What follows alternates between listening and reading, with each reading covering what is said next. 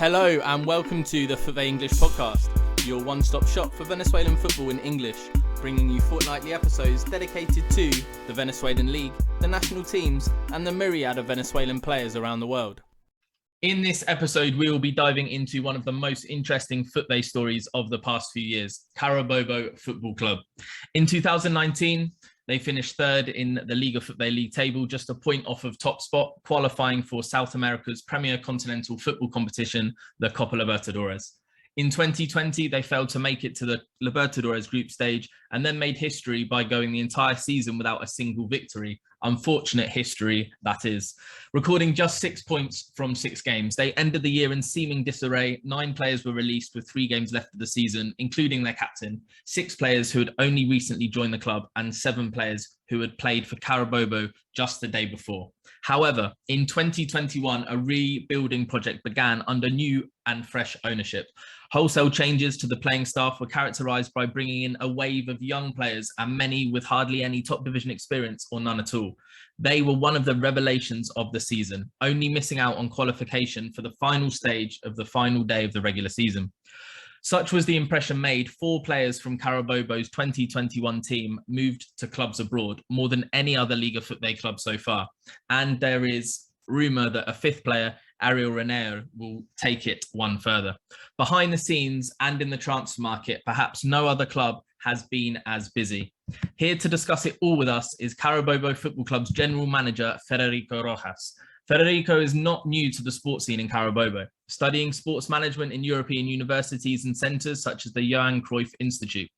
Starting with the state's basketball team, Trotamundos, Federico achieved 2 titles in 2019 and 2020 and was also a performance analyst for the state's baseball team, Magallanes, who this week became national champions. Welcome to the FUTVE English podcast, Federico. We are delighted to have you here with us. Thank you very much, Jordan, and thanks for all this tremendous job that you're doing around the FUTVE. It's unbelievable the way that you're going to start to involve with our football and involving with the English. That is not normal in this stage, but it's a tremendous work that you're doing and covering everything about the tremendous sport that is the football. And I just want to tell you that thanks for all the big effort that you're doing right now. No, thank you. Dominic and I started in June 2019. And we're really pleased with how it's going. Our aim for the end of this calendar year is to be at 5,000 followers. We don't measure our success by the amount of followers we have, more by the interaction that we have, which is good. But it's all about developing and bringing worthwhile attention to Liga FUTVE. So yeah, thank you very much. But to talk about Carabobo and just so everyone knows, Dominic is here today with us. Hello, Dominic. Hello, great to be here. We start where this new chapter of Carabobo's history began, which is fair to say around this time last year when the Palmisano family took over Carabobo Futbol Club in early 2021. Giuseppe Palmisano is a well-known businessman in the region and for more than 20 years has served on the board of directors for local baseball team Navegantes del Magallanes, where he was also president, and during which time the team won 2 titles and 2 runners-up medals. He's also the current president of the Venezuelan Professional Baseball League and of the Trotamundos de Carabobo basketball team, which he owns. It's evident that there has been a large-scale transformation at Carabobo Futbol Club in the past 12 months. Federico, what can you tell us about the culture change that's gone on in the club and how you've gone about creating that new environment? Yeah, one of the most important things that we tried to change in Carabobo during the last year, because Palmisano owns the team just early April, so it was just 1 week before the start of the season, and it was very quickly to join to the team and try to moving forward in the best way, talking about the sports situation. So we have to translate a lot of things that we're doing about the environment, the chemistry that we were doing in the other organizations. For example, when Palmisano bought the team, Trotamundos de Carabobo in 2016, late 2016, facing the 2017 season, one of the big things is that we try that the players feel comfortable, not just thinking about the payment and all things, just think about what they have to do in the court. And that was more or less that we're trying to do with Carabobo. It was a modest team, and not a big team in a very complicated group. And we start a little bit shaky and struggle during the first half of the season. Then we join, we reinforce the team with Isidoro Inestrosa, Ronaldo Moreno, Turquito Ramirez. And in that moment, we have a tremendous streak in that moment with seven games without a loss. And when we create that and we realize what we have been doing during those moments, it was about the chemistry, it was about the good environment, and the other thing, and the thing that we're in love with. I really love the way to work with analytics, with data, and processing that data. No, because you cannot do anything with the data if you are not processing the food. No, is that the way that I try to translate the way that the numbers are just only numbers if you cannot translate that to the coaches, to everything that are involved, and of course to the players. That's the most important if you want to have accomplished and you want to be successful in the sports way, and try to use the analytics way. In basketball, we struggled during 2017 season, and we lost in semifinals in 5 games against Waters, and we realized that we have to change at that moment. And after that, well, it was 2018, 2019, and in 2021, four straight finals. And most of the things that we tried to reinforce the good environment, it was the way that we work, as you say, as a Moneyball. Moneyball is a easy way to call it, no? But that's more than that. There's too many things regarding the analytics situation. And one of the things that I joined to the team in last June, after we won the championship of Venezuelan Basketball League, the Superliga. One of the things that I wonder at that moment is, I have no clue what's going to be the situation with the analytics, because in baseball you have too many numbers, too many data that you can have whatever situation that you want to take it about the data. For example, if you want to be a manager in MLB, you have to take a test. I don't know, maybe 6-7 hours more or less to be the manager, to be the head coach. If you have to compare with basketball or soccer or football, and it's completely different because right now the head coaches in baseball or the managers are an extension of the front office, and it's very difficult here in Venezuela to try to do it in that way. But you have to work link with the coaches. It's not the way that you still doing the bossy way.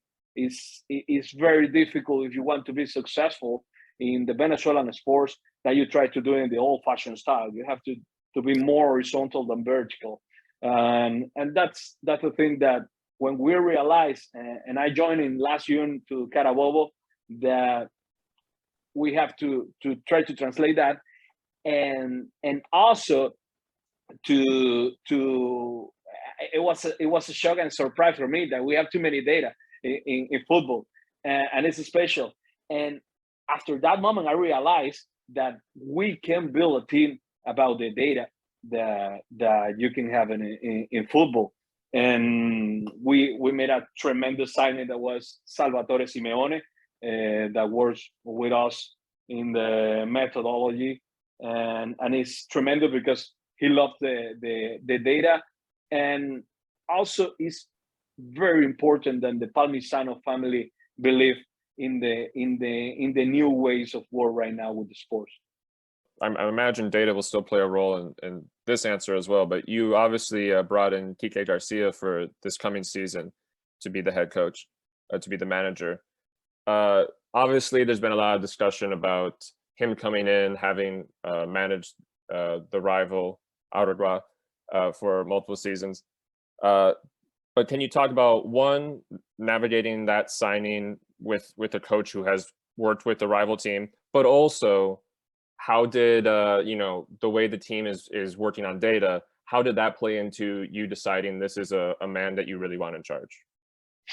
Yeah, regarding Kike, it was very tough, to be honest, to complete the signing soon. He was involved with Tauro in Panama. He's very professional. I respect every single time to start the negotiation after he finished his tenure with the Tauro in Panama.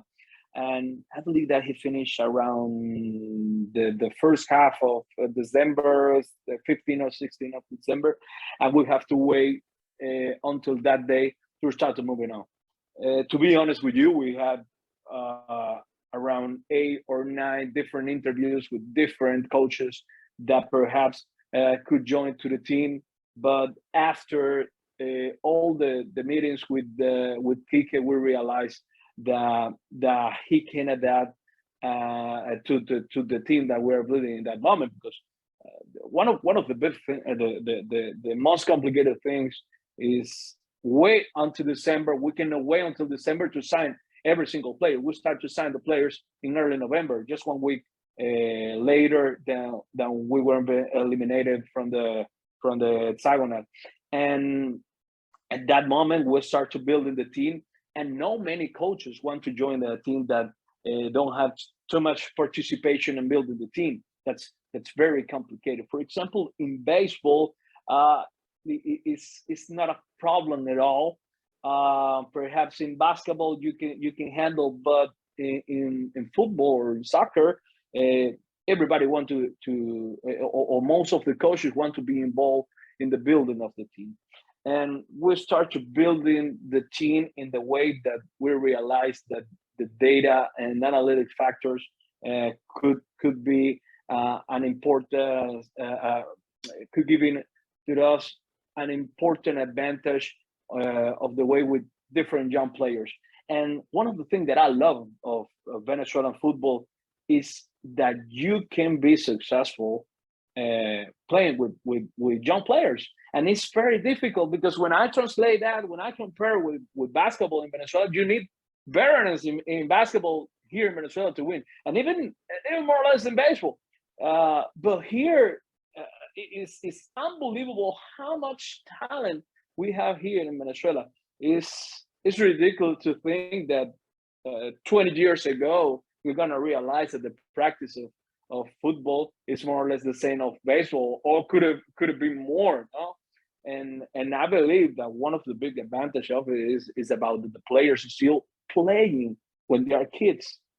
And in baseball, they are just focused just to sign the players in the amateur international signing, and most of the players are just thinking about that, and they are not playing. They are not playing the way that they used to be in the past, and that's right now at a big advantage for football. For basketball, it's very complicated because it's about a physical situation that we don't have too many tall players, and during the last year we have. I don't know, the average. It was very low, the height, and it's very tough to in the case of basketball. So made a comparison with basketball is complicated, but in case of football is unbelievable. I believe that all the things regarding the rules of the young players, and right now with the under 23 tournament, going to be another window, another important window to create opportunities. And you can realize teams like, for example, Caracas, they have that model that could work with young players and still being successful on or being involved in a competition, going to an international competition. And that's tremendous, because most of the time we realize that we only can win a tournament with the experience. And for example, I have read analyzed that it was related with the last 4 years in the NBA in basketball, and they're talking about the experience. And they don't have to. The teams didn't take too many advantage of the experience, but the way that the players are playing together, that was the most important. And I think that's going to be our most biggest challenge, and also for Kike, that we have a team that is more or less 70% different of the last season. And that's going to be the first challenge for us, that those players create that chemistry. We got a deep roster, to be honest, very talented, but the players have to be involved and play together. And we have to handle that to fighting and be successful in this season. And the signings really caught my eye. And I think perhaps Carabobo have had the most impressive transfer window, in my opinion. I think maybe Deportivo Táchira have probably had the most attention to their transfer window, but I think that's largely because perhaps the players that they're signing are of a higher caliber, that are bigger names, whereas Carabobo signings have been more humble profiles, more, I'll say it again, Moneyball profiles. And the reason I thought this early is if you take Gustavo Gonzalez, for example, who you signed from Yaracoyanos, he isn't a player that many people spoke about in 2021 at all. He's not a player that generates discussion, but if you look at the numbers and the data, for midfielders over the height of 185 centimeters, only Abraham Bahachili had better output in the midfield. Gustavo Gonzalez was the second best midfielder over the height of 6'1", and Carabobo have signed him. That signing really caught my eye, as did Leomar Mosquera from Zamora. I think he was a superb midfielder last season, and considering Zamora brought in Noel San Vicente, the most decorated manager in Venezuelan football, you'd think a player like Mosquera, young, a midfielder such as himself, would relish the chance to play under San Vicente. So for Carabobo to seal that deal, I think was great. And I think what the most symbolic signing I think you've made so far is Ronaldo Rivas. And the reason I feel that way is, with all due respect, many people might see a move from Estudiantes to Carabobo at the moment as a step down. Like Estudiantes were 2019 subcampeones, they won the Apertura, Ronaldo Rivas was part of that. They played Libertadores football recently. And Ronaldo Rivas, for me, is a player that already has the quality to play at a higher level abroad. Yet you've brought him in on a 2-year deal. This is another thing that's really impressed me by Carabobo's transfer window. A lot of the signings you've brought in are 2-year deals. And what a lot of people from outside of Venezuela that listen to our podcast and follow us on Twitter may not know is that 1-year deals in Venezuelan football are a lot more common than the rest of the world, particularly Europe. And that can generate instability for players, because as soon as one season starts, they're thinking, where's my security for the next season? But also it's instability for the clubs, because clubs can lose talent for free at the end of the year if players don't re-sign. So that's really impressed me about the transfer window that you've had. How much, in terms of your use of data for the transfer window, like what could you reveal some of the thought process behind some of the signings that you've made? I mean, reveal all the aspect. That's part of the secret.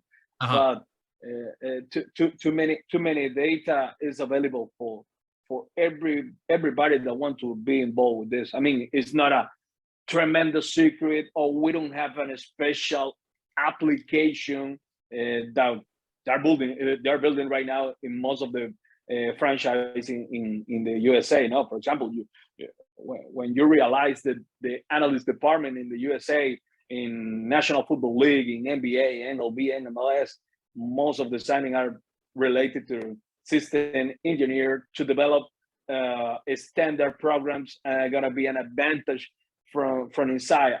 We don't have that. I mean, it's not a state of the art for us to have a kind of system like that, but we are very linked to the process that we can not only sign up players just because they have a very good season, or even in the way that you can realize that is a good player for the way that a scout just only watch a player or a video, So we realized that we have to attack too many details that can give an advantage for us. Now, for example, in the center backs, you realize that the challenges are very important, even if you're handled from air or whatever you want. If you want more accuracy for the pass, you have to realize more of those cases. And when you are going further with the midfielders and the forward, you have to realize what you need to build a victory. More or less in baseball or in basketball, you try to create a way to build a victory. And a victory is not a championship. It's about to thinking about a game by game. Of course, that develop all those secrets is the way that we're involved that, but we have a department that working specifically with this, and we don't take a decision by my own or just the owner. The owner is very linked to us, and we're involved in this situation. Even Pasquale Palmisano, that is in the commercial way, but also in the sports. In the sport part is very important, and after that we were very glad that most of the signing, the coach Quique is happy about the way that we did, but because that was one of the big hesitation that we can have after the signing, that the coach say, hey, I don't like that player or the other one. It's all about he's very glad. Of course, we'll still having some aspect that we have to improve. The precision is very important to us, to have the way that improve or realize what aspect that we have to improve exactly. But this is a part of the process, and when I back or the thing that you say in your question, thinking about the 2 years deal, thinking about the way that try to translate that to the players, the stability that he can realize, that don't start to demonstrate everything in just 1 year and thinking what's going to happen for the next year. That's very important for the players. That's very important for us.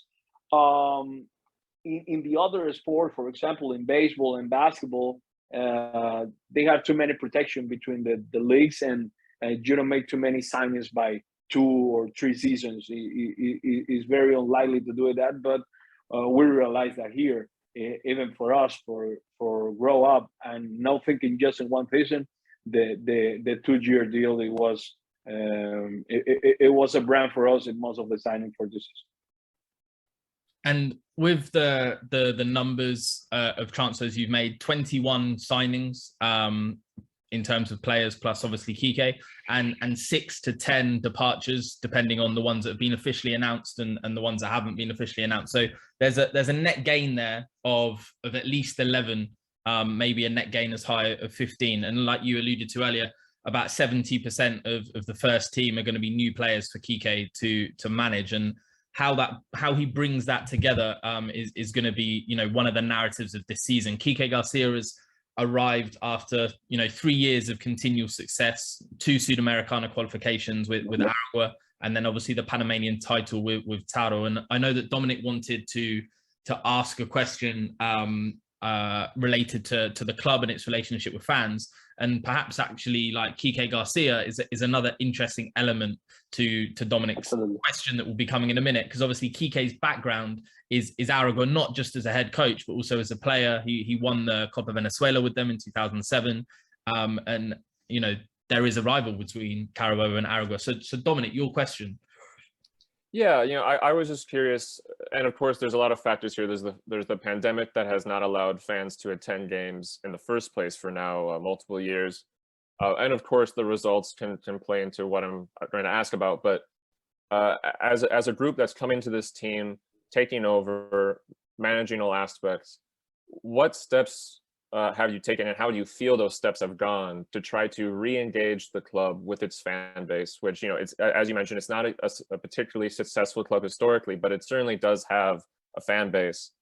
So what do you think has been done to try to get those connections back in place ahead of this season?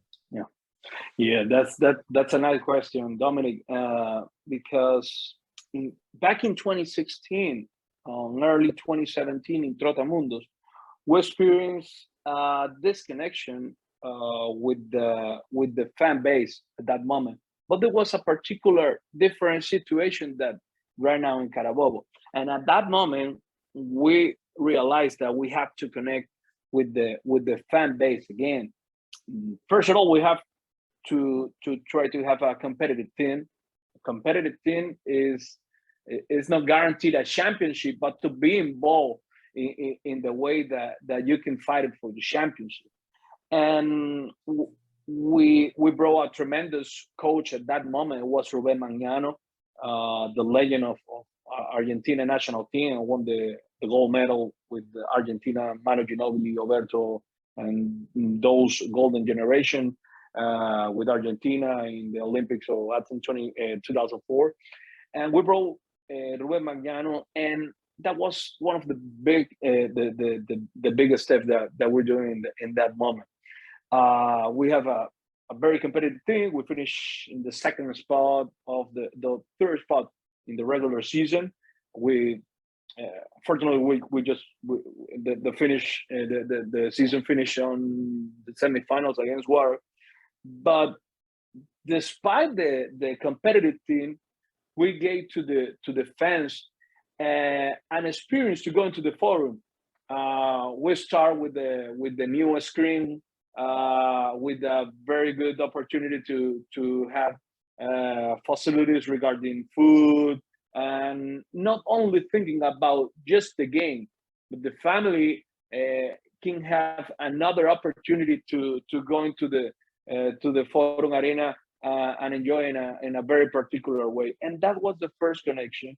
And we realized that's gonna be one of the things that we're gonna have to handle for the next season. And the fan base just try to return to the Misael Delgado. Carabobo has a tremendous fan base. Most of the fans were involved in this transfer window, and I believe that they are very exciting about the situation that's going to be for this 2022 season. But we can only think that the signings of different bunch of different players and a tremendous and coach that been successful like Quique is not enough for a fan that want to go into with the family. We're doing tremendous work right now with the marketing and events from Carabobo organization that have been involved with other organizations like Magallanes and Trotamundos. I'm gonna be a surprise. We're gonna make some announcement in the next several weeks before the start of the season.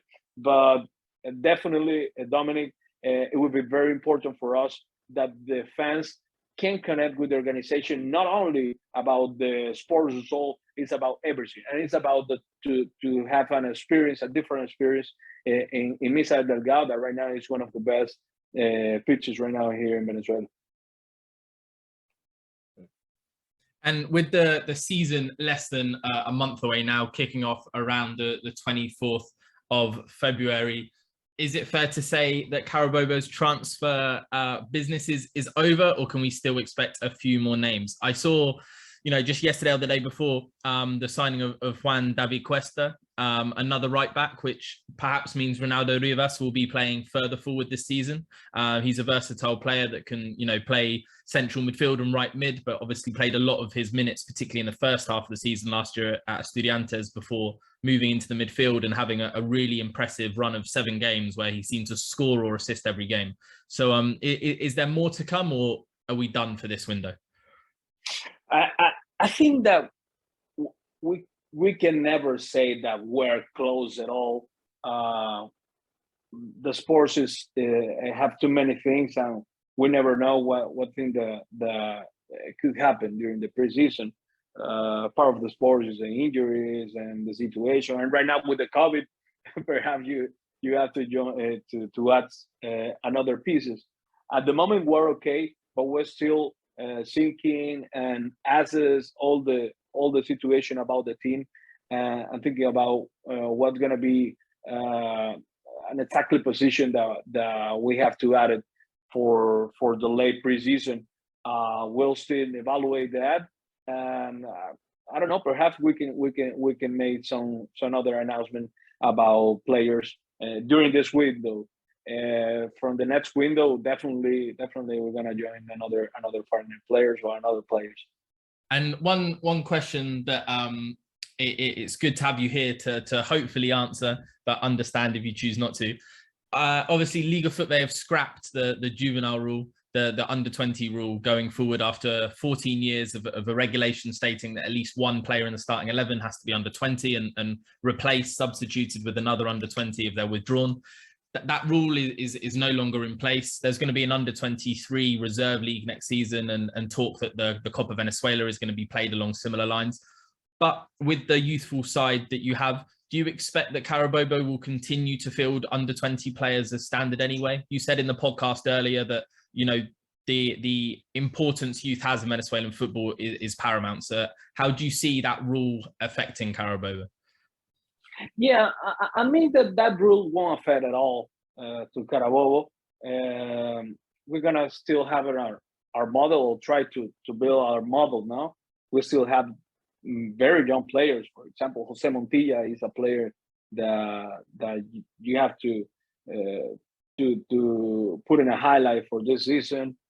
Players like Lorien Martinez, that unfortunately was on a surgery last weekend, but it's a tremendous player under the 20 years old. Actually, Martinez is 2005. I think that we're gonna maintain the same way that we were working, but right now we have an advantage that the under 23 tournament, it will be another big important window for most of the team, or for all of the team, and that's gonna be a very important window for the teams that perhaps gonna have players that are not enough rule, and players that still young with 20, 21 years old, and perhaps they aren't still in the way that could be the star of the team or something like that, but still the way that they can develop. If you compare with basketball, it's unbelievable to have a player with 22 or 21 years and be in the starting lineup. For example, last season, on the season between March and June, we have 4 players under 20 years old in basketball. So we believe in the way that you have to progress with the young players. Of course, that the veteran players have an important role and have to do in a particular situation. But we believe that it's very important to still have a very important base regarding the young players. And the under 23 tournament, that will be a tremendous opportunity for those players that not only at the beginning I realized about the rule that have changed the Venezuelan football. To be honest, after 2007, it was very important, the young rule. For me, it was shock at the beginning, but after the tournament of the under 23, I realized that, hey, it's a tremendous opportunity for other players that, after not being ruled, perhaps they're going to be sad of the team or not be anymore with any other team. I still have more opportunity, 1 or 2 years more with those organizations, with his organization. Perfect. No, thank you for the answer. It's one that would easily could have been ducked. Federico, thank you for joining us today, and Dominic, thank you for co-hosting alongside me with excellent questions as always. It's an episode I was really looking forward to, and I'm pleased that we could fit it in amongst your busy schedule. So Federico, once again, thank you very much. No, thank you. Thanks to you, Jordan. Thanks to you, Dominic. And again, really glad the way that you are working regarding the FUTVE in a different language that is not the most related for Venezuelan football, but it's another window for the Venezuelan football to be exposed abroad.